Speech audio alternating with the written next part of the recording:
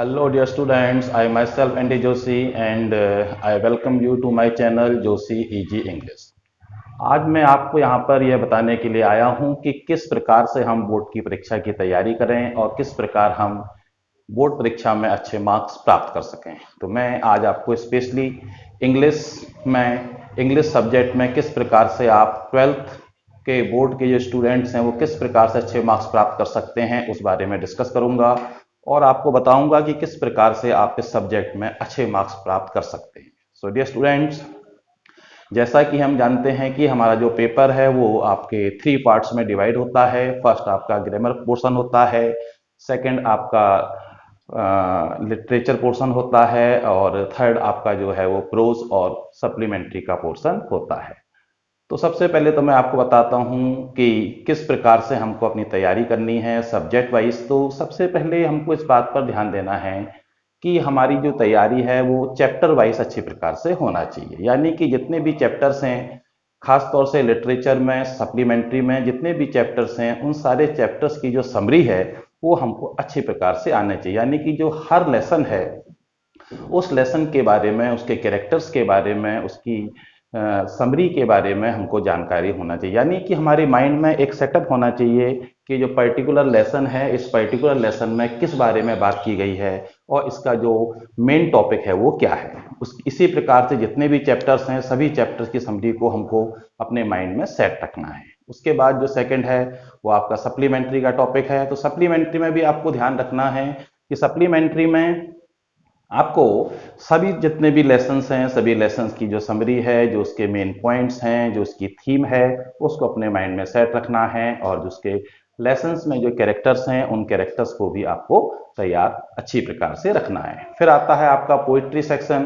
Poetry section में आपको याद रखना है कि पोयम और पोइट के हमको नाम आने चाहिए जिससे कि उनसे रिलेटेड क्वेश्चंस को हम आसानी से कर सकें और पोयम की समरी भी हमारे माइंड में सेट होना चाहिए। इस प्रकार से हम फर्स्ट पेपर की अच्छी प्रकार से तैयारी कर सकते हैं। एक बार मैं आपको फिर से बताना चाहूंगा कि हमारे फर्स्ट जो हमारा लिटरेचर पोर्शन है जिसको हम 3 पार्ट्स में डिवाइड करते हैं, प्रोज, पोइट्री और सप्लीमेंट्री, इसमें हमको सभी चैप्टर्स की जो नॉलेज है उसकी समरी हमारे माइंड में सेट होनी चाहिए। कैरेक्टर्स के बारे में हमको सारी जानकारी होना चाहिए।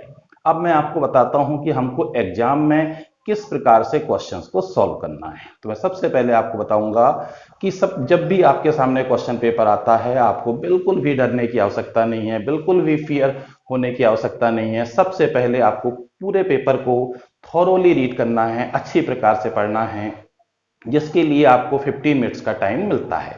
उसमें आप पेपर को अच्छी प्रकार से पढ़िए, उसको समझिए और जो भी आंसर्स आपको अच्छी प्रकार से आते हैं उनको आप पहले टिक कर लीजिए। जो भी आंसर्स आपको अच्छी प्रकार से आते हैं उनको आप क्या कर लीजिए, टिक कर लीजिए और यहीं से हमको अपने पेपर की शुरुआत करनी है। कुछ बच्चों के माइंड्स में ये बताया गया होता है कि आप क्वेश्चन को सीरीज वाइज करें, ऐसा कुछ भी नहीं है। नियम ये कहता है कि आप क्वेश्चन नंबर को अच्छी प्रकार से लिखकर रखिए और जो क्वेश्चन आपको अच्छी प्रकार से आता है उन क्वेश्चन से आपको अपने आंसर लिखना स्टार्ट करना है। क्योंकि अगर आपका फर्स्ट इंप्रेशन अच्छा होगा तो टीचर के मन में एक आपके प्रति एक जानकारी आ जाती है कि ये बच्चा जो है पढ़ने में अच्छा है, जितने भी आंसर्स लिख रहा है बहुत अच्छे लिख रहा है। तो आपको उसमें क्या करना है, अच्छे अच्छे क्वेश्चन जिनके आंसर आपको अच्छी प्रकार से आते हैं, शुरू के 5 या 6 क्वेश्चन आपको इस प्रकार से करना है।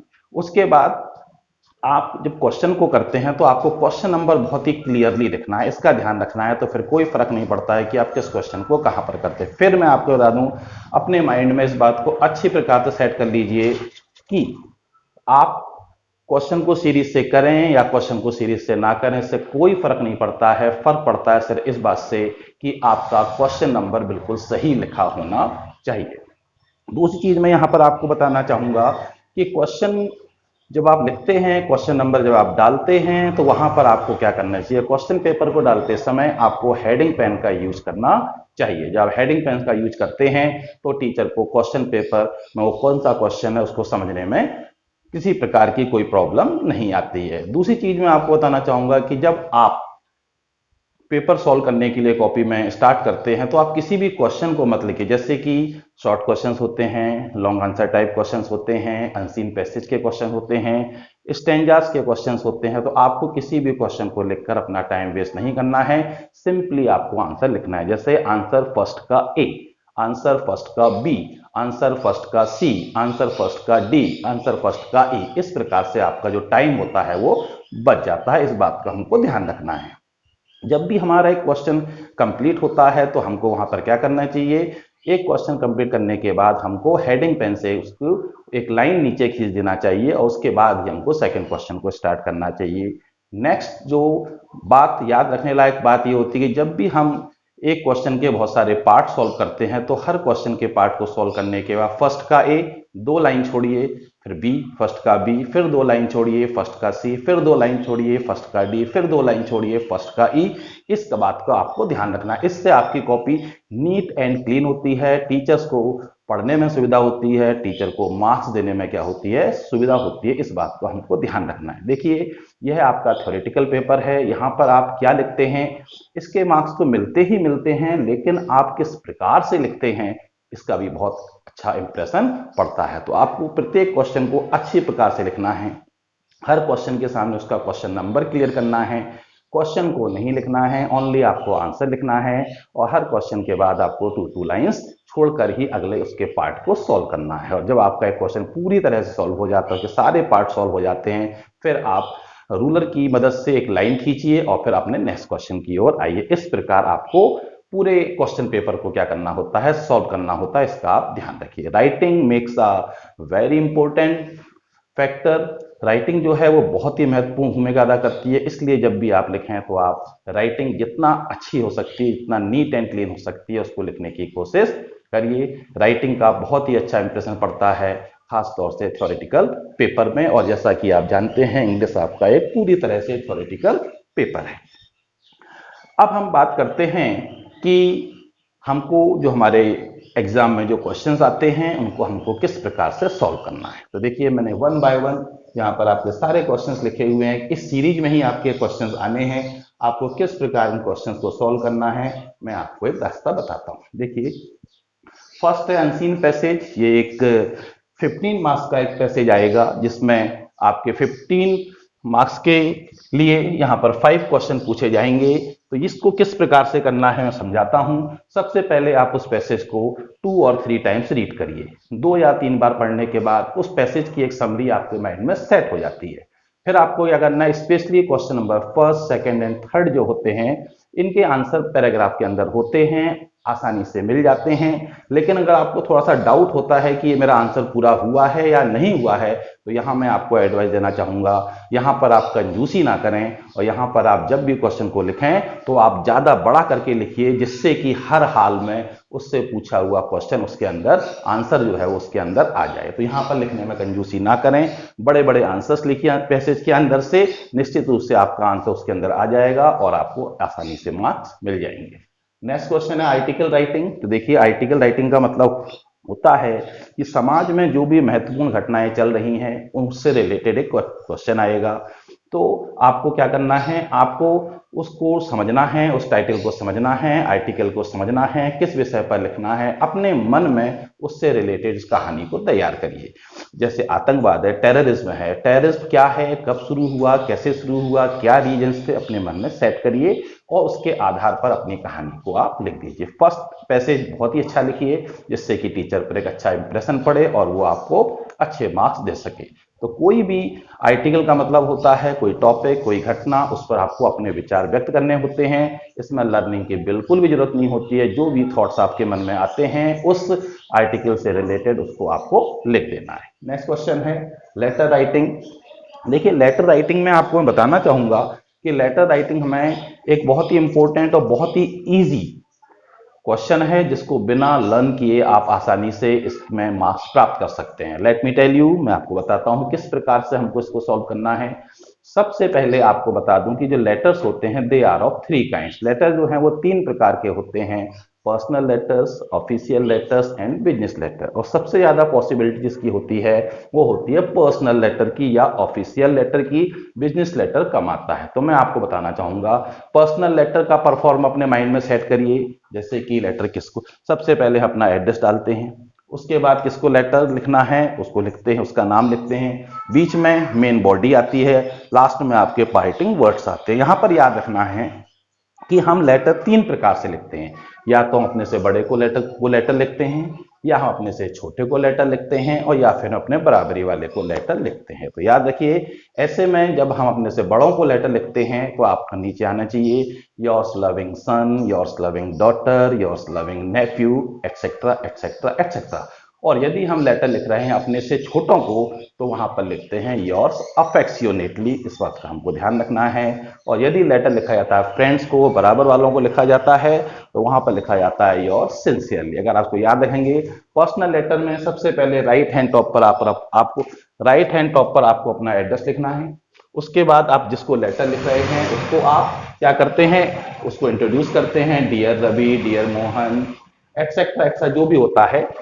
और यदि बड़ों को लिख रहे हैं डियर फादर, डियर मदर, इस प्रकार से आप लिख सकते हैं। फिर मेन बॉडी आती है और लास्ट में आपका आता है पार्टिंग वर्ड्स, जैसा कि मैंने अगर आप सिर्फ पर्सनल लेटर के परफॉर्मा को सभी चीजों को सही जगह पर आप लिखते हैं तो डेफिनेटली आपको ये जो क्वेश्चन आपका 10 मार्क्स का आता है, I can give you guarantee you can easily get 7 marks if you right the proper thing at the proper place. चार बातें याद रखिए, राइट हैंड टॉप पर अपना एड्रेस लिखिए, उसके बाद किसको हम लेटर लिख रहे हैं, dear Ravi, dear Mohan, dear father, dear mother, उसको आपको लिखना है एक लाइन छोड़ने के बाद। उसके बाद आपकी मेन बॉडी आती है, यहां पर हमको मेन मैटर लिखना होता है, और आखिरी में आपका पार्टिंग वर्ड। यदि आपने इन सारे शब्दों को ध्यान रखा तो निश्चित रूप से आपको यहां पर मार्क्स मिल जाएंगे। आगे बढ़ते हैं। फिर आपका आता है ऑफिशियल लेटर। ऑफिशियल लेटर में आपको जिसको लेटर लिखना होता है, to the health minister, to the district magistrate, to the senior superintendent of police, उसको लिखिए। उसके बाद आप सब्जेक्ट लिखिए, सब्जेक्ट के बाद आप मेन बॉडी पर आइए, मेन बॉडी के बाद पार्टिंग वर्ड्स पर आइए। यहां पर हमेशा जो पार्टिंग वर्ड होता है वो होता है आपका योर्स फेथफुली, इसका हमको ध्यान रखना है। और यहां पर इस साइड में हम लिखते हैं अपना लेटर, यहां पर हम डेट डालते हैं, तो इसका ध्यान रखना है हमको कि ऑफिशियल लेटर में जिसको लेटर लिखना है, टू जिसको संबोधित कर रहे हैं उसको लिखिए। यहां पर ध्यान रखिए कि जो भी आप जिसको भी आप लिख रहे हो कैपिटल लेटर में रहेंगे, जैसे the district magistrate, T capital, D capital, M capital, ठीक है। To the senior superintendent of police, तो उसको आपको टी कैपिटल, सीनियर का एस कैपिटल, सुपरिंटेंडेंट का एस कैपिटल, ऑफ का ओ कैपिटल और पी का पुलिस का पी कैपिटल। इन चीजों को हमको याद रखना है। उसके बाद थोड़ा सा पोर्शन छोड़िए, फिर आप सब्जेक्ट लिखिए, और सब्जेक्ट के बाद थोड़ा सा एक लाइन छोड़िए, फिर आप सर लिखिए, उसके बाद अपने मेन जो आपका मैटर है उस पर आइए, और आखिरी में आपका पार्टिंग वर्ड है जो कहलाता है आपका yours faithfully X Y Z, ऐसा करके यहाँ पर ले लो। इस प्रकार से अगर आप लिखेंगे तो डेफिनेटली आपको यहाँ पर अच्छे मार्क्स मिल जाएंगे। आगे बढ़ते हैं, ये आपका ग्रामर पोर्शन है। देखिए डियर स्टूडेंट, ग्रामर एक दिन में प्रिपेयर नहीं होती है, ग्रामर में आपने साल भर जो तैयारी की है उस पर ही आपको मार्क्स मिलते हैं। तो आई विल एडवाइज यू कि आप आखिरी समय पर अच्छी प्रकार से प्रैक्टिस करें, जिससे कि आपको उसके मार्क्स अच्छे से अच्छे मिल सके। After that we go through translation. तो ट्रांसलेशन जैसा हम जानते हैं, ट्रांसलेशन जो मैक्सिमम होती हैं, मैक्सिमम ट्रांसलेशन जो होती हैं वो पास्ट टेंस में जाती हैं। जैसे मैं दिल्ली गया, आई वेंट, मुझे फ्रेंड से मिला, मेट, उसने मुझे कई चीजें दिखाई, शो। इस प्रकार आपको याद रखना, अक्सर जो स्टोरीज होती हैं ट्रांसलेशन की वो पास्ट टेंस में आती हैं। वहां पर आपको थोड़ा सा बी केयरफुल होना है। अक्सर जो लिख देते हैं कि मैं वहां अपने फ्रेंड से मिला, आई वॉज मेट, इस प्रकार की ट्रांसलेशन से थोड़ा बचना पड़ेगा हमको। पास्ट इंडेफिनिट टेंस का बहुत ही अच्छी प्रकार से अध्ययन करें। आप सब जानते हैं पास्ट इंडेफिनिट टेंस में सभी सब्जेक्ट के साथ वर्ब की सेकंड फॉर्म का यूज होता है। तो यदि आप ट्रांसलेशन को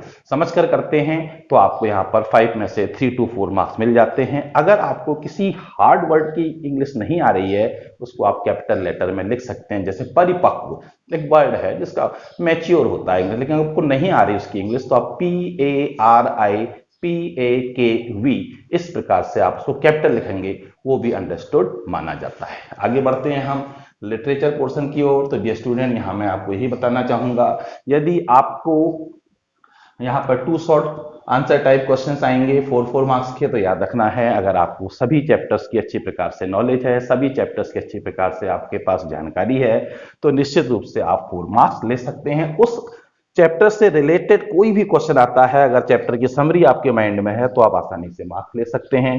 नेक्स्ट है one long answer type of question. एक लॉन्ग आंसर टाइप क्वेश्चन आता है तो हमको क्वेश्चन को समझना चाहिए। एक क्वेश्चन, एक लेसन के अंदर बहुत सारे लॉन्ग आंसर टाइप क्वेश्चंस होते हैं, तो हमको ध्यान इस बात का रखना है कि जब भी कोई लॉन्ग आंसर टाइप क्वेश्चन हमसे पूछा जाए तो हमको इस बात का ध्यान रखना होता है कि उसको समझें कि ये एक्चुअली पूछा किस बारे में गया है।